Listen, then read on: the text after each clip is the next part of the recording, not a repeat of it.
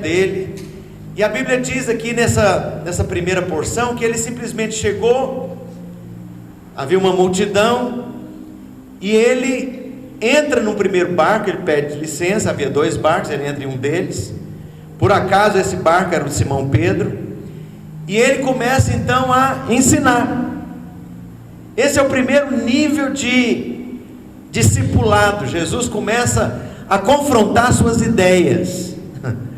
Jesus vai começar a incomodar paradigmas velhos, antigos. Jesus começa a propor uma contracultura.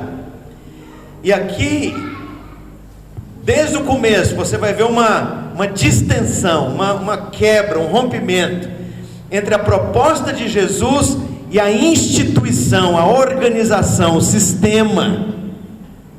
E quando ele vem propondo uma distensão, essa distensão começa a provocar choque com a religião. Nenhuma filosofia neutra, nenhuma ideologia neutra, qualquer uma dessas coisas que eu acabei de mencionar, e eu volto a falar aqui do ensino, que é o mais básico, e Jesus está propondo um ensino aqui. Ele vai pedir uma prática para você, ele vai te incomodar pedindo uma prática.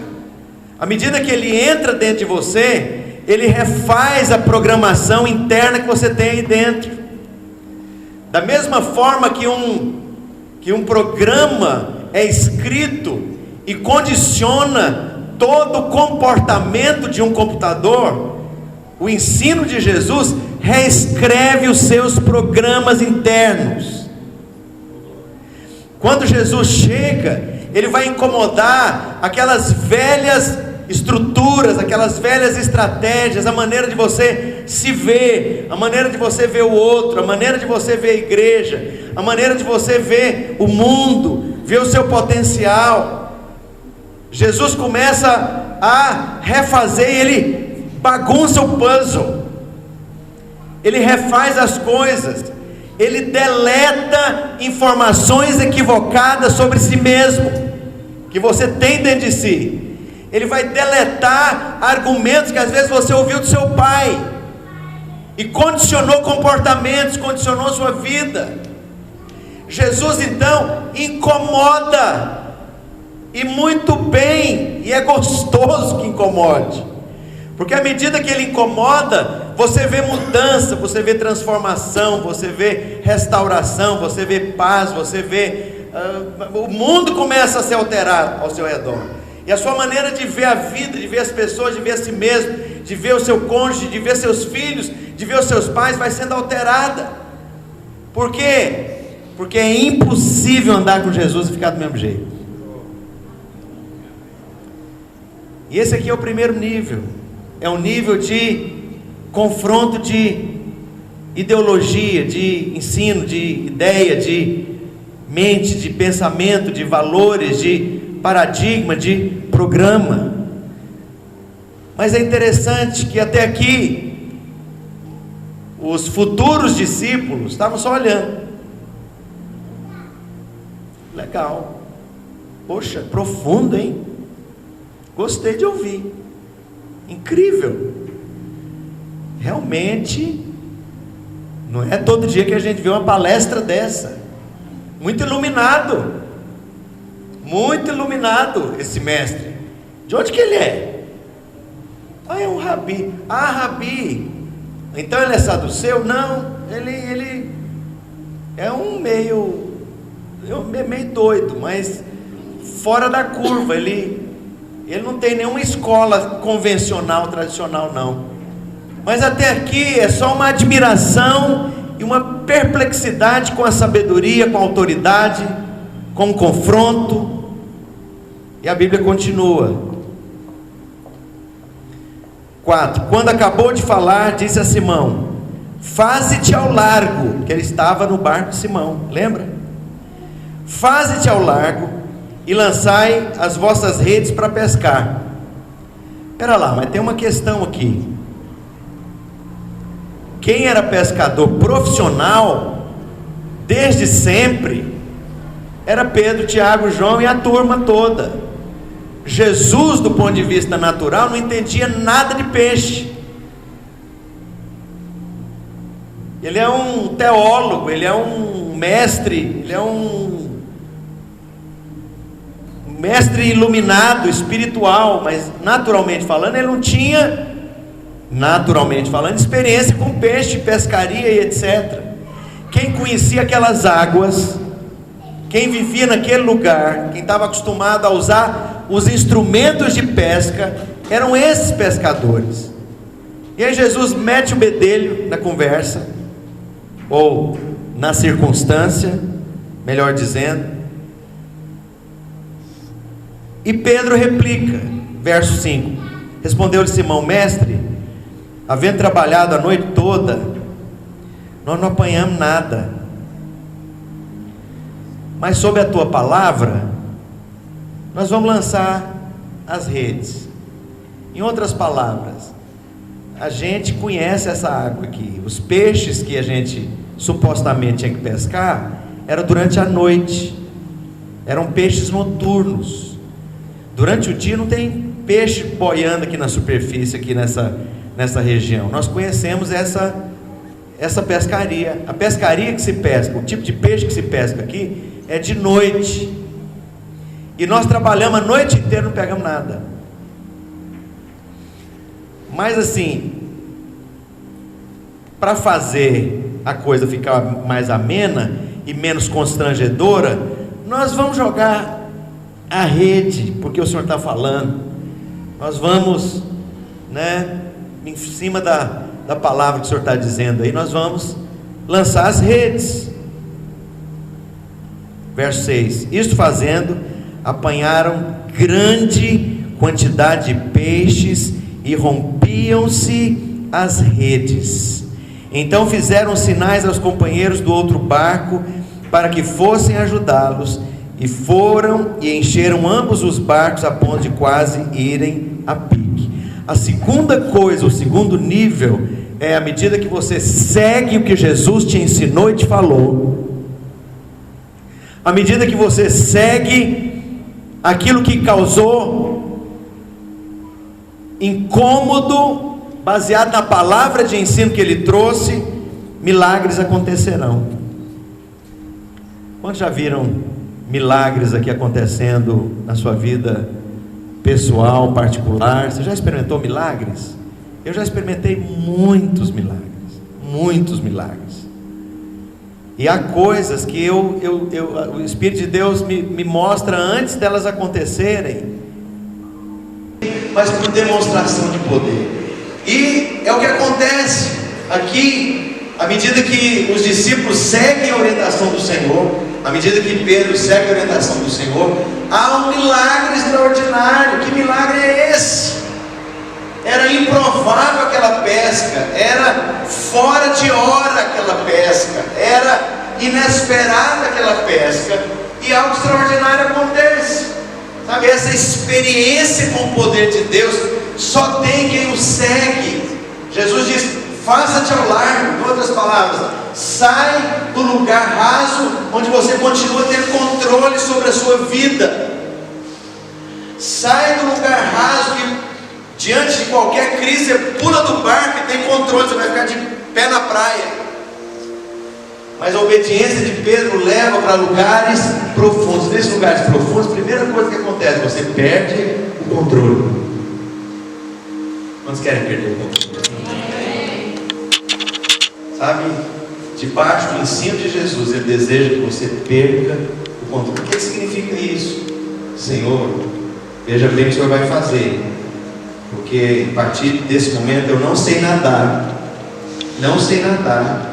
esse barco é pequeno, e nós estamos num lugar, numa região bem profunda do mar. Ele vai te falar: é isso mesmo que eu quero.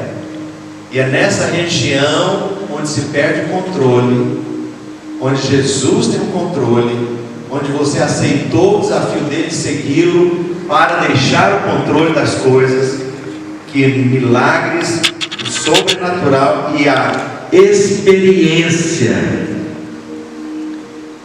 com o poder e com o sobrenatural de Deus começam a acontecer. Irmãos, nós queremos isso. Ele tem falado de igreja orgânica. Igreja orgânica é uma igreja em que a organização não está ali para sufocar a ação do Espírito Santo. O Espírito Santo pode agir como ele quiser. O Espírito Santo pode conduzir o louvor de modo que a gente fica aqui 3 horas adorando, debaixo do pacto da glória e da presença de Deus, ponto final. O ambiente orgânico significa que a gente começa a ministrar de maneira despretensiosa, e nós vamos adorar até haver um rompimento, e quando esse rompimento, o romper de Deus acontece, a glória de Deus, o fluir de Deus vem, satura toda a atmosfera e abençoa todo mundo que estiver presente, aqueles que estão relacionados direto ou indiretamente com os presentes. Sabe, Jesus quer trazer os milagres dele na sua vida, meu irmão. Jesus deseja trazer o sobrenatural dele na sua vida como experiência. Uma experiência. E diante então dessa experiência com o milagre, aí você vai ver o próximo nível. O próximo nível é a rendição completa. Você vai ver que verso 8, vendo isso, Simão Pedro prostrou-se aos pés de Jesus, dizendo: Senhor, retira-te de mim, porque eu sou pecador. Sabe, muitas vezes há pecados na nossa vida que só serão extirpados diante do rendimento, diante da rendição, melhor dizendo, a Jesus. E Pedro aqui se vê na condição de pecador, e ele reconhece a grandeza daquele sinal, e ele cai prostrado aos pés de Jesus. E essa entrega completa aos pés de Jesus é o que vai determinar a vida inteira desse homem a partir desse momento aqui. Sabe, o encontro ou o relacionamento que você tem com Jesus precisa te levar a um nível de transformação tão grande que um rendimento, uma rendição incondicional acontece na minha vida e na sua. É cair prostrado aos pés do Senhor. É cair prostrado diante da beleza do Senhor, diante da majestade do Senhor, diante da grandeza do Senhor, diante do poder do Senhor, diante da experiência com o sobrenatural do Senhor, como nós falamos. Mas é uma prostração, é um prostrar-se completo. E à medida que Pedro faz isso, a Bíblia continua dizendo, verso 9: pois à vista da pesca que fizeram, a admiração se apoderou dele e de todos os seus companheiros. Eu pergunto para os irmãos: será que Jesus não premeditou tudo isso? É claro que premeditou. Premeditou a vila, premeditou amanhã, alinhou o horário dele chegar com o horário dos pescadores frustrados, alinhou na direção de qual barco ele caminharia, alinhou em qual barco ele entraria, alinhou para quais pescadores ele falaria o desafio de lançar a rede. E a gente já ministrou esse texto em outras ocasiões. E eu faço uma pergunta: será que naquela vila havia outros pescadores? Mas havia muitos. Isso aqui tudo foi premeditado, foi planejado por Deus. Eu quero perguntar: qual tipo de encontro, qual tipo de relacionamento real, vivo, genuíno você tem experimentado com o Senhor nesse lugar e lá na sua home church, lá na sua célula, lá onde você congrega? Interessante que a palavra continua dizendo, verso 10: bem como Tiago e João, filhos de Zebedeu, que eram seus sócios, disse Jesus a Simão: não temas, doravante serás pescador de homens. Deixa eu te falar, muita gente pode inspirar você, muita gente. E isso aqui é outra pregação. Se você avaliar a sua vida, talvez poucas pessoas deram norte definitivo na sua vida, mas muitas pessoas te inspiraram. Muitas pessoas te inspiraram ao longo da sua vida, mas poucas pessoas te deram propósito. E Jesus, então, aqui na sequência dessa experiência, primeiro com o ensino, com o paradigma de Jesus, depois a experiência com o sobrenatural, e essa experiência que conduz a um prostrar-se, a uma entrega, e depois dessa experiência com a entrega, você vê Jesus compartilhando propósito existencial. Hoje eu ouvia nosso irmão Ronaldo compartilhando comigo sobre uma mulher muito rica aqui de Alphaville, que foi para o Instagram. Qual foi o...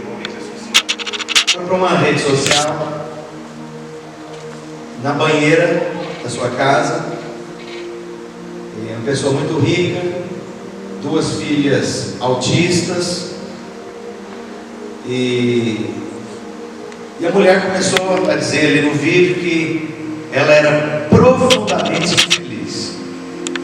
E depois desse momento ela pegou a arma do marido e se matou na frente das câmeras ou da câmera daquela rede social.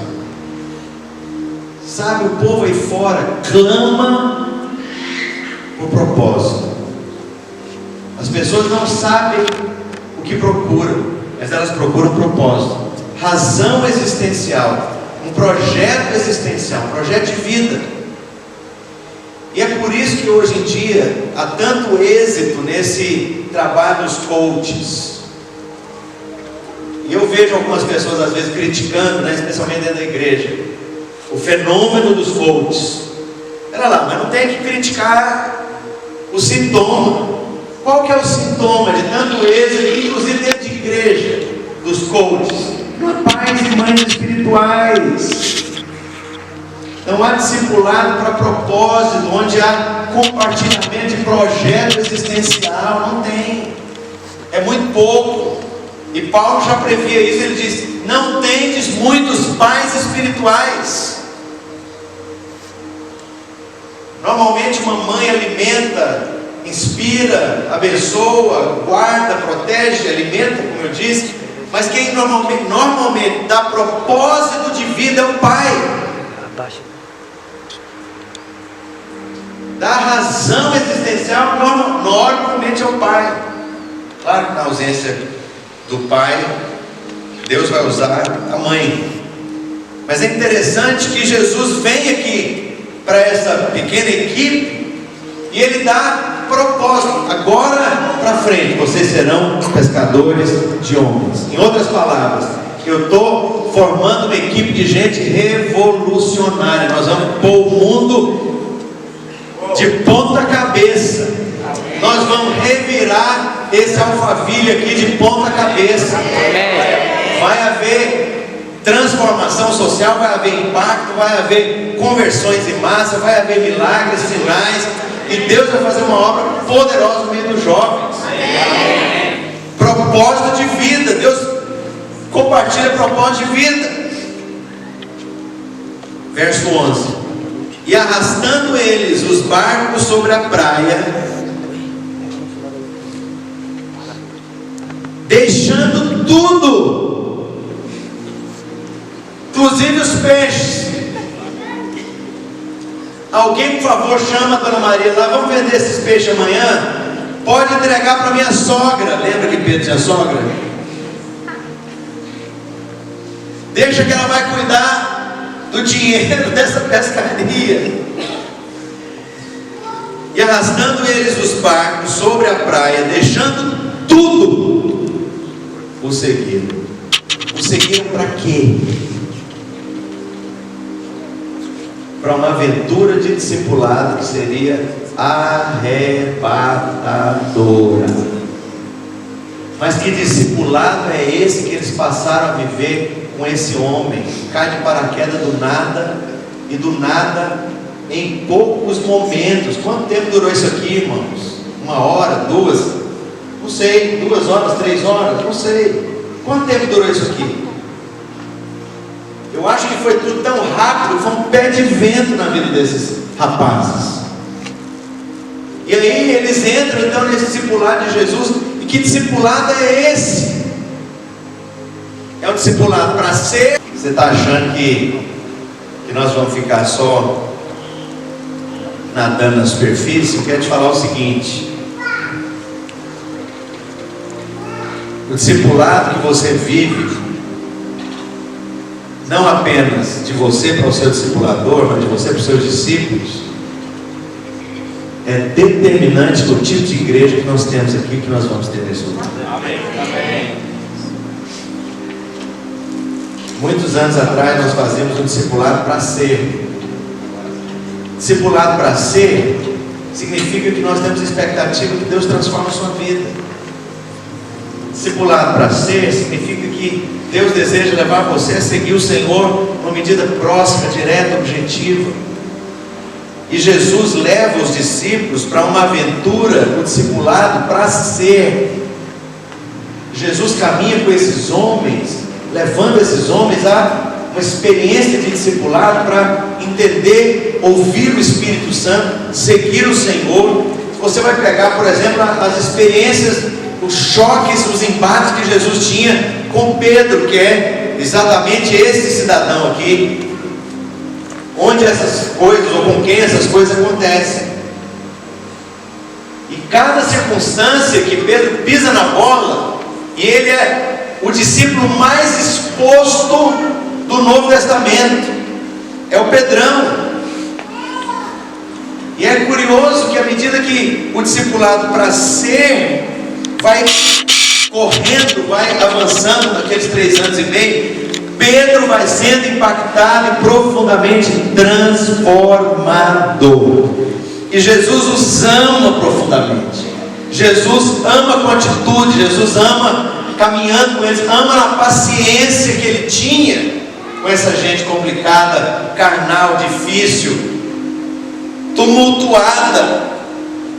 E à medida que o discipulado avança, o discipulado para ser, você vai vendo transformações acontecendo. E um cara que era instável, e uma pessoa que era absolutamente abalável, que é Pedro, se torna uma rocha. E Jesus muda o nome dele de Cana, movível, instável, para rocha. E não apenas muda o nome dele. Você vai ver que tudo aquilo que o Senhor trabalha, né, no Novo Testamento, lá em Apocalipse, o trabalho está pronto. E ele trabalha, a promessa dele conosco é que ele trabalharia a rocha para ela se tornar a coluna do templo de meu Pai. Então Deus vai transformar o Pedro na coluna ou em coluna do templo do meu Pai. Como assim? Sabe, ele vai trabalhar nas suas instabilidades, ele vai trabalhar nas suas crises, ele vai trabalhar nas suas inconsistências. Isso acontece no discipulado com Jesus. E esse discipulado com Jesus, na casa de Deus aqui, Deus vai usar seu irmão e sua irmã, através dos vínculos, dos ligamentos, das conexões que nós temos no corpo de Cristo, porque todos nós somos parte deste mesmo corpo. Agora, muitas vezes a gente tem questionado, e eu não sei exatamente para quem, a gente tem conversado bastante sobre esses assuntos, eu não sei com quem que eu conversei sobre isso. Muitos anos atrás nós trocamos o discipulado de ser pelo discipulado para fazer.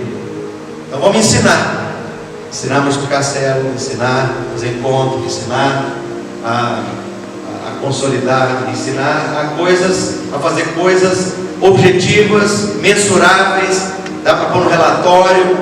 Isso foi um grande equívoco, porque quando você troca o discipulado do ser pelo discipulado para fazer, você passa a medir as pessoas pelo que elas rendem, não por aquilo que elas significam. E aí avalie o discipulado de Jesus. O discipulado de Jesus era sempre baseado no que as pessoas significam. O nosso discipulado é pragmático, de Jesus não.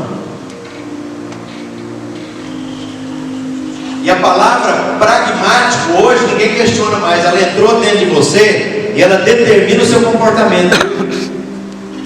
Eu comentava com a equipe ministerial: você não põe na sua lista de WhatsApp o nome de alguém que não te interessa. E a palavra interessa aqui, ela é muito apropriada. Você põe na lista de WhatsApp apenas as pessoas diante das quais você tem interesse. Então deixa eu te falar, a sua lista de WhatsApp revela como interesseiro você. Eu sou. O pragmatismo entrou dentro de nós. Mas você sabe que o pragmatismo é uma filosofia? Cadê o Caio? A filosofia americana. Esse filósofo, James Watt, que criou e que propagou o pragmatismo, ele causou uma revolução no pensamento americano. Os americanos são pragmáticos.